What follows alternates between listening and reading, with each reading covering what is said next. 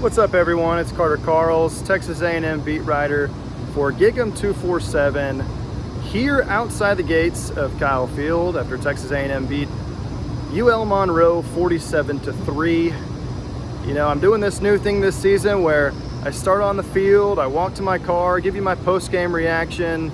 Well, they turned off the lights in Kyle Field and they locked pretty much every door. I almost had to climb out of the gates just to get where I am now. So yeah, sorry to break tradition here. I know, at A&M we got to keep the traditions, right? So A&M 47-3.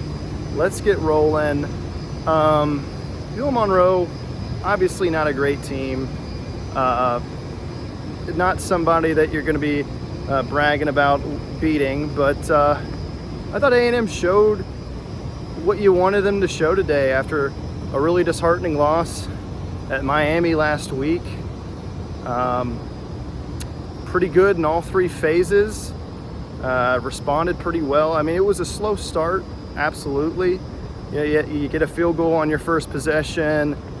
Louisiana-Monroe had a couple 30 plus yard plays down the field. Made you a little queasy for the secondary that didn't look very good last week.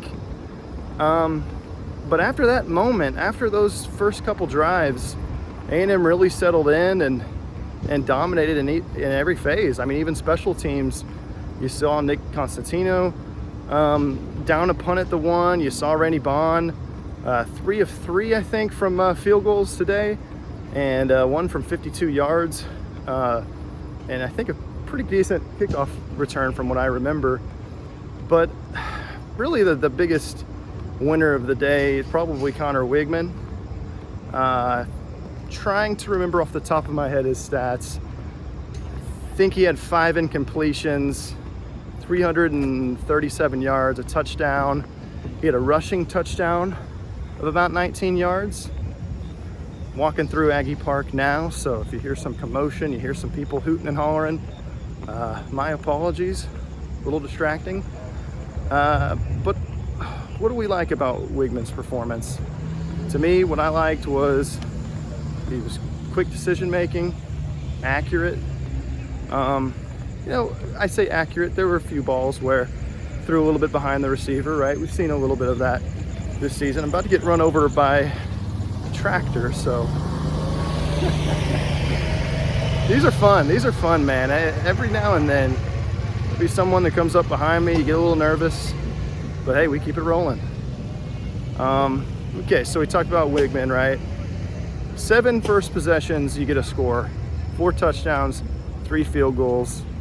Yeah, you'd like those field goals to be touchdowns, but hey, I'm not going to pick that apart too much. I think score on your first 7, a majority of them being touchdowns, is a pretty good day for the offense. Receivers. Haven't even touched on this part yet, but a pretty short-handed A&M team. When you talk about no Evan Stewart, Noah Thomas played a few snaps, and then there we go. What's up, y'all? Told y'all, people just come up behind me. It's a fun deal. But where were we? Yeah, so Evan Stewart didn't play. Noah Thomas only played a few plays. I've talked about him before. He's got an injury that may keep him a little limited this season. We've seen it a little bit, and in each game, just him kind of limping around a little bit. So something to monitor going forward, absolutely. Chase Pasanis got hurt early in the game, or probably second quarter. Demetrius Crownover filled in his place. Jordan Gilbert didn't play. Tony Grimes wasn't suited up. Tyreek Chappelle didn't play. Jimbo, when we asked him about it after the game, said that they were knacked, whatever you want to call it, banged up. He says that about everything, though, so you have to kind of say that. You kind of have to take that with a grain of salt. He'll say a guy's nicked, and then they'll be out for the season. So I'd say the guy to really be concerned about maybe would be Chase Pasanis, just on the way that he fell on that sack. He kind of got rolled up from behind. Looked like it was a lower body, knee, ankle, something like that. Don't want to speculate too much, but well, anytime you get rolled up like that, Not a good sign. But going back to the original point, the receivers, because you didn't have Evan Stewart and because Noah Thomas only played a few plays, you had a lot of Jahdae Walker, a lot of Aniyah Smith, a sprinkling of Moose Muhammad, and you got to see really how deep this receiving core is. I mean, everybody knows Evan Stewart, who that guy is. Everyone found out, oh yeah, this Noah Thomas guy is pretty good. But it was just a reminder of, oh yeah, Aniyah Smith is a really good football player. 100 yards, he moved today into the top 10 all time for A&M receiving yards in his career. I asked about it at the game. He said, top 10 is pretty nice, but I want to be number one. I think he's pretty far away from that number, so don't know if that's going to happen for Aniyah, but what a career for that kid. Jahdae Walker, really to me, he was one of the big winners for today. Again, about to get run over, so stay with me here. But Jahdae Walker, kid from Grand Valley State. We talked to Aniyah about him after the game. Aniyah actually worked out with him last year and was like, man, this guy is really freaking good. And he said that when A&M had offered him out of the transfer portal, that they said that he kind of reached out, was like, dude, you need to come to A&M. I remember working out with you. I remember how good you were. We got some pretty dang good receivers. And if you came over here, you would thrive. And so that's kind of cool to see that they had kind of had that background, and Aniyah kind of helped bring him over here. But with Jahdae, what you like about him, it's kind of similar to Noah Thomas in that just kind of gives you something a little bit different. You know, Evan Stewart, he's got that quickness, that crazy suddenness, where it just makes him lethal as a route runner. Yeah, Aniyah is kind of your do-it-all guy. He can, you know, you even saw him today lining up at running back a couple times, running the ball between the tackles. But what Noah Thomas and Jahdae bring you is kind of that length, that catch radius, that, hey, just throw it up to me and I'll get it. You saw Jahdae a couple times down the field kind of adjust his body and show that body control that he has, show the hands that he has. Obviously had the touchdown, seemed like a broken coverage there. But those two catches that I mentioned are kind of what stood out to me. But yeah, big winners, two 100-yard receivers, hadn't been done for A&M since 2018. ULM's defense just seemed way out of sorts. I'd have to go back and kind of watch what they were doing, but A&M's receivers were getting way open down the field, and Connor was staying aggressive, really taking a lot of shots. They didn't really have to run the ball that much. And I think if you had a critique for the offense, it's, hey, you know, another game, another kind of underwhelming rushing performance. But you still liked, like, the 21-yard touchdown run that Ruben Owens had a nice cut, didn't even have that big of a hole, and he hit it hard and found the end zone. Mari Daniels, I thought kind of similar thing with him on his touchdown. I think it was about 8 or 9 yards. Showed some nice burst. Le'Veon Moss, good to see him back. He had a 12-yard run today where he kind of juked a couple guys and fought through contact. I thought he looked great in the little bit that we saw of him. Haven't talked about the defense yet, so let's kind of talk about them. You know, this defense, I've been a little bit down on them, been a little bit of a Debbie Downer. Pass rush, secondary, two big questions. And I think the way that this game started had to scare the crap out of you a little bit, because we got a couple people coming up here. The pass rush, they got 2 sacks today. One of them, the quarterback kind of slipped. Now, I think Malik Silla probably was going to sack him regardless. But 2 sacks, a couple TFLs, you want them to be a little bit more dominant. And I know they ran a lot of 3-man fronts, and they were doing all sorts of weird things today. They'd have LT Overton and Fadil Diggs at kind of a linebacking spot. in the middle of the field. There was a third down that the old Diggs was like 15 yards behind the line of scrimmage in the middle of the field. It was, I mean, I don't even know how to describe it. I have to rewatch it. But again, the way it started, right? You had they took a shot at Deuce Harmon. Quarterback threw a beautiful ball. I mean, Harmon wasn't that bad in coverage on that play. He was pretty near the hip of that receiver, but the quarterback just threw an amazing ball to him. Now the second play, it's hard to know. The second big play, it's hard to kind of know whose responsibility it was. Like Josh DeBerry, the receiver kind of released off the line, and you knew kind of right away that he was going deep. And Josh DeBerry kind of reacted as if, oh, he's running a hitch. This is going to be a flat. And maybe Josh had, you know, the flat covered on that play. But as soon as he saw that, no, he's going deep, he kind of bailed and was like, oh crap, I got to go cover this guy deep.